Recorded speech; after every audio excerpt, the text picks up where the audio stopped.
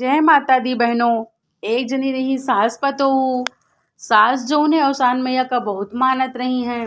औसान मैया के पूजा पाठ बहुत करत रही हैं।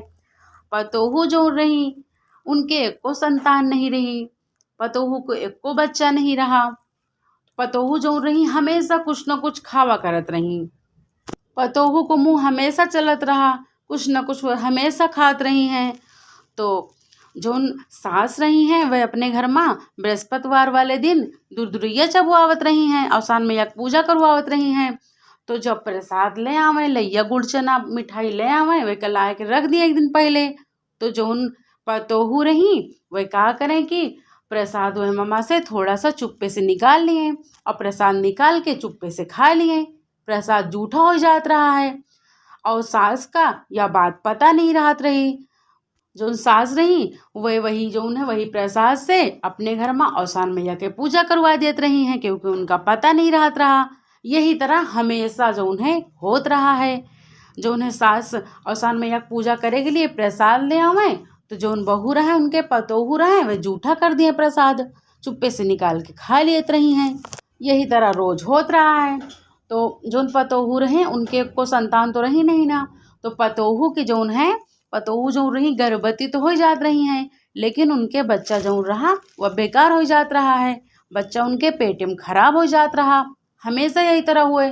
जितने बार उनके पतोहू जो है सास के गर्भवती हुए, बच्चा पेट में खराब जाए। यही तरह धीरे धीरे 1-2 साल बीत गवा। तो जौन सास रही हैं वह बहुत दुखी हो गई, बहुत परेशान हो गई कि जौन है हमारे घर में एक को हमारे लड़का के जौन है हमें पतोहू के एक को संतान नहीं ना। हमारा वंश कैसे चले, हमारा वंश आगे कैसे बढ़े। हमें एक को पोता होते तो हम वह का खिलाइत।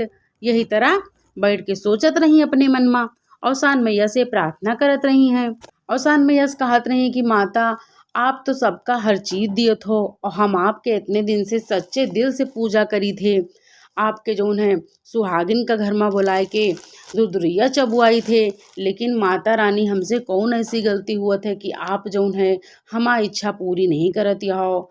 एक ठी वंश बढ़ हमें घर के वंश बढ़ जाए, एक ठी संतान दे दियो हमें पतोहू का। यही तरह प्रार्थना करत रही हैं। बहुत दुखी हो गई रही सास, बिल्कुल एकदम से हताश गई रही, एकदम निराशा से बेचारी रोवे लागी हैं। ऐसे प्रार्थना करत करत तो जब रात भवा सास जो रही वह लेटी सोई गई। तो जो औसान मैया रही वह जो है बूढ़ा सास के सपने में आई, सपने में दर्शन दीन। बोली कि जो है तुम जो है पूजा पाठ तो हमारा बहुत सच्चे दिल से करो तो हम तुम्हारे पूजा से बिल्कुल खुश हन, लेकिन बात यह है कि जो तुम पूजा में प्रसाद मतलब दियो थो, प्रसाद चढ़ावत हो, प्रसाद जूठा रहा था। वह प्रसाद जो है तुम्हारा पतोहू जूठा कर दिए थे हमेशा। यही वजह से तुम्हें बहू के कोनो संतान नहीं होती है। इतना बताए कि औसान मैया अंतर ध्यान हो गई। अब जब दूसरे दिन भाई उनका जो है सास का जो है पूजा करवावे के भवा, तो सोचे लगी कि हम का करी, अपने पतोहू का हम कहाँ भगाई घर से, और सब प्रसाद पूरा जो है जूठा कर दिए थी। की वजह से हमें जो है कोनो पोता नहीं मतलब घर में हो पावता है। और का करी, हम सोचत रही कि अपने पतोहू को कहाँ हम भेज दी पूजा वाले दिन कि प्रसाद ना जूठा हुए। तो अब तो सास का जो है पता चल गया सब कुछ पूरी बात। तो सास जो रही वह दिन जो दिन पूजा करवा रहा सब सुहागिन का तो बुला लिहिन।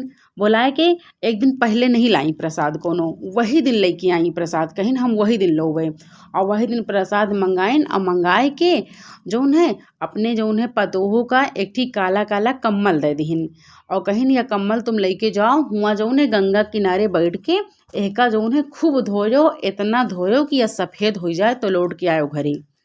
तब तक सफ़ेद ना हो जाए घरे ना आयो लौट के।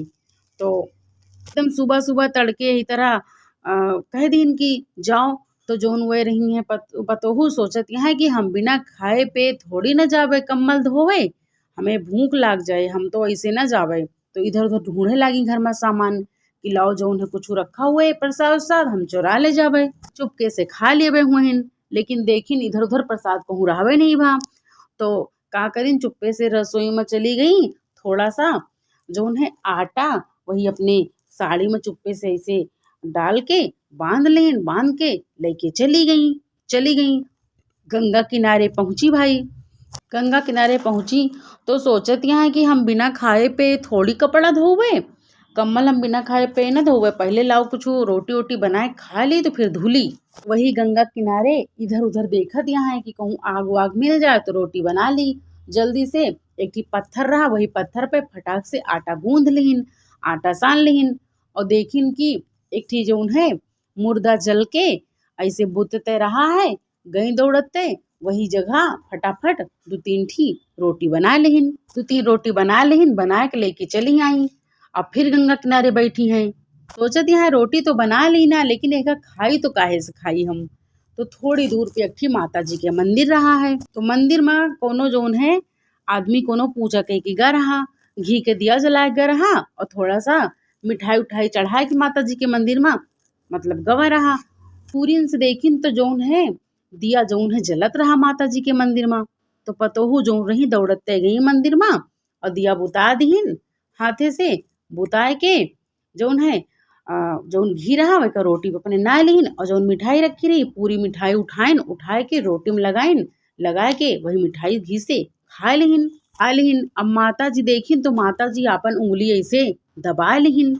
माता जी अपन उंगली ऐसे दबा लीन कि के बाद ये लईकी पतोहू जो रही कम्मल उम्मल खूब धुलुल के चली गई घरे। लईकी कम्मल लेके घरे पहुंची तो हुआ पूजा पाठ सब हो गया रहा।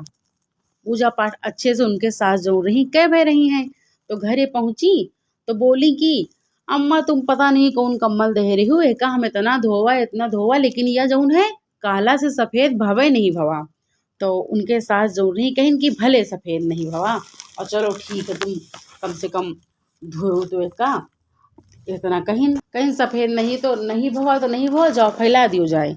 और के बाद फिर प्रसाद वरसाद अपने पतोहू दीहिन। उनके प्रसाद जो उन्हें पतोहू खाए पे रहवे वहीं उनके भूख लागिन नहीं रही। थोड़ा सा प्रसाद ले लीन, लेके खाए चुप्पे गई अंदर लेटी रही हैं।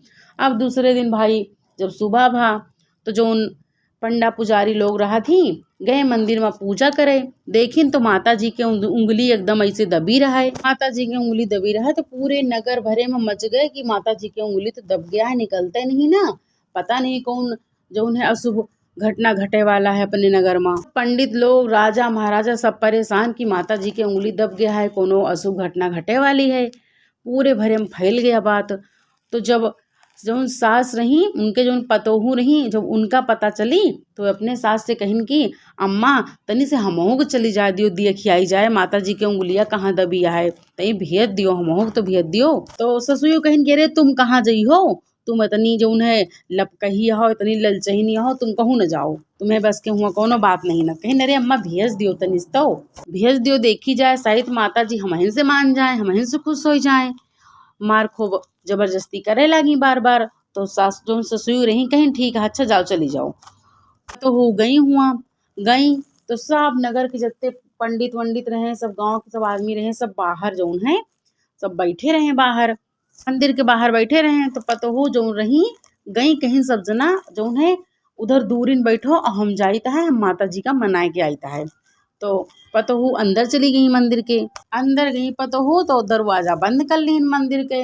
बंद के सच्चे दिल से माता जी के सामने बैठ के आँखी में एकदम आंसू भरे कहिन कि मैया तुम सबका तो सब कुछ दियत हो, सबका धन दौलत दियत हो और जेके जौन धन नहीं रहा तो एक धन दियत, जेके औलाद ने का औलाद दियत हो, सबका तो तुम सब कुछ खुशी खुशी दे दियत हो। और तनी से तोहरे मंदिर के हम मिठाई और घी चोरा चुप्पे से खा ली ना तो तुमका जौन है इतना तुम नाराज हो गई हो माता। और माता जी नाराज ना हो, हमसे गलती हो गई, हमें बहुत भूख लग रही है, हम खा ली ना है मैया और खुश हो जाओ माता जी, इतना मनावे लगी भाई। तो माता जी हंसे लगी, खुश हो गई, आशीर्वाद दे दीन कि जाओ तुम्हें जौन है संतान हुए। और आशीर्वाद दे के माता जी जौन है खुशी खुशी एकदम मुस्कुरा लगी। और जौन है माता जी की उंगली दबी रही वह निकल गए। और के बाद फिर पतोहू निकल के आई, सब पंडित पुजारी अंदर गए, देखें तो माता जी की उंगली एकदम ऐसे बढ़िया निकली रही। सब जय जयकार करे लगे माता जी के। और पतोहू जो रही उन्होंने के एहसास भवा कि हमहू पूजा पाठ करे के चाहिए सच्चे दिल से। अब पतोहू घरे चली आई अपने। अब पतोहू जौन है अपने सास के साथे औसान मैया के पूजा करे लागी। औसान मैया के पूजा करे लागी। औसान मैया खुश हो गई। अब कुछ दिन बाद जौन पतोहू रही उनके जौन है एक ठी लड़का भवा। अब जौन सास पतोहू रही दोनों बड़ी खुश रही। अपने घर में औसान मैया के पूजा पाठ बड़े धूमधाम से करवावा करत रही हैं। जौन भूल चूक भय हुए वह के लिए माफ करो माता, और सबके रक्षा करो, सबके कल्याण करो। प्रेम से बोलो औसान मैया की जय।